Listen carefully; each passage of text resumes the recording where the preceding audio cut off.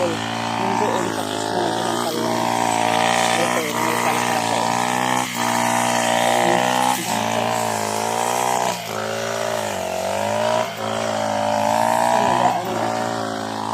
Natanggal ko yung dami.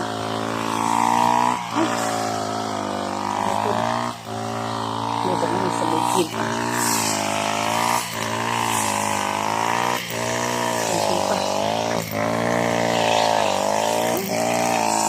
Dami ko rin ito.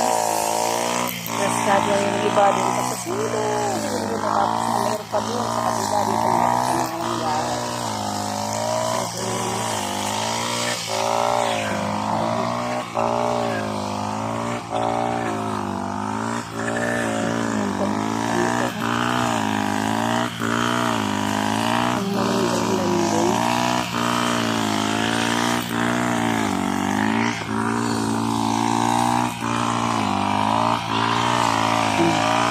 Ito yung ano nung minsan. Dito yung umpisa na grass cutter. Marami pa doon. So, tumubo na naman ito.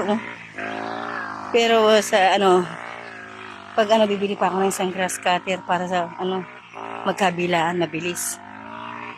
Maano na rin ito. Maayos na rin ito. Mga isang buwan pa. Magagawa na namin malinis ito. Sa pagtulong-tulong, sama-sama. Pag na dito yung bahay, nakakapagpagawa na kami ng isang kubo. Kaso, saka na lang. Uwi muna kami ng Bicol. Tapos pagbalik, dun. Tingnan nyo, ngayon po, yun doon, tapos na, meron pa doon, sa kabila doon sa Manggaan. Ito, Hindi pwedeng mano-mano, mamamatay. Ito minano-mano nila, matagal maano yung tubig. Yung nagpatubig kami kasi nung minsan. Ito, Ito, yan. Nagpapaano na kami.